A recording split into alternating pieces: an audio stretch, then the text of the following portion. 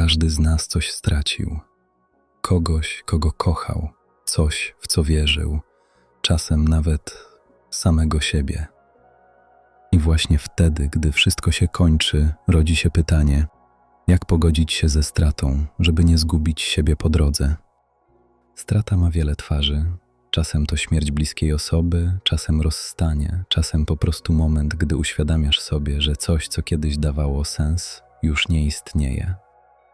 Ale niezależnie od tego, jaką ma formę, ból zawsze mówi to samo. Nie jestem gotów, by to puścić. Carl Gustav Jung napisał kiedyś, że człowiek nie staje się oświecony przez wyobrażanie sobie światła, ale przez uświadomienie sobie ciemności. To właśnie w żałobie, w poczuciu pustki, w ciszy po burzy spotykamy naszą ciemność. A tam, gdzie boli najbardziej, najczęściej kryje się coś, co trzeba jeszcze zrozumieć. Psychologia mówi, że proces żałoby to droga od zaprzeczenia, przez gniew, targowanie się, smutek, aż po akceptację. Ale to nie jest linia prosta. Czasem wracamy do punktu wyjścia, czasem zostajemy w jednym etapie na dłużej. Bo to nie jest proces dla rozumu, to proces dla serca. Serce nie liczy dni, nie analizuje, ono po prostu czuje. Pamiętam historię kobiety, która przez wiele miesięcy po śmierci męża siadała co rano przy kuchennym stole i nalewała 2 filiżanki kawy, jedną dla siebie, drugą dla niego. Nie dlatego, że nie wiedziała, że już go nie ma, ale dlatego, że chciała jeszcze przez chwilę utrzymać ten delikatny most między było a jest. I właśnie to jest piękne w ludzkiej psychice. Ona pozwala nam żegnać się powoli, po kawałku, z czułością.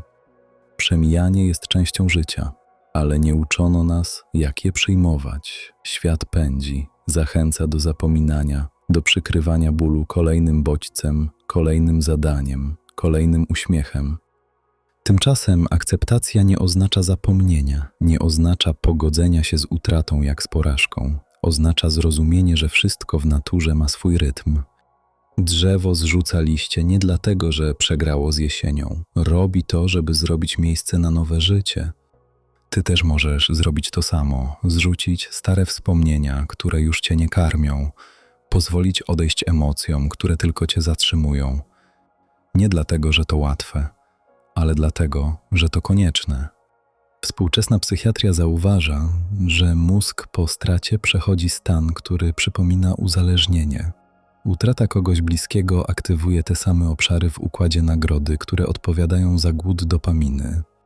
To dlatego tak trudno odpuścić, bo nasz umysł wciąż czeka na bodziec, na sygnał, na powrót kogoś lub czegoś, co dawało poczucie bezpieczeństwa.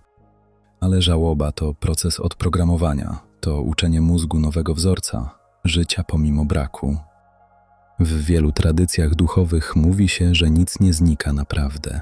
Energia tylko zmienia formę.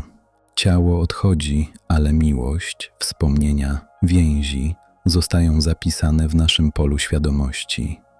Może więc to nie jest koniec. Może to tylko inny rodzaj obecności. Nie widzisz już tej osoby przy stole, ale widzisz ją w świetle poranka. Czujesz w powiewie wiatru, słyszysz w dźwięku ciszy. Nie musisz zapominać. Nie musisz przestać tęsknić, wystarczy, że pozwolisz sobie żyć dalej z tym wszystkim, co w tobie zostało. Bo strata nie zabiera ci wszystkiego, ona tylko przypomina, co było naprawdę ważne. Pomyśl teraz, czy może to, czego dziś ci brakuje, było lekcją, a nie stratą? Czy to, co odchodzi, nie robi miejsca na coś nowego? Czasem życie zabiera to, czego się trzymamy, żeby dać nam coś, czego naprawdę potrzebujemy.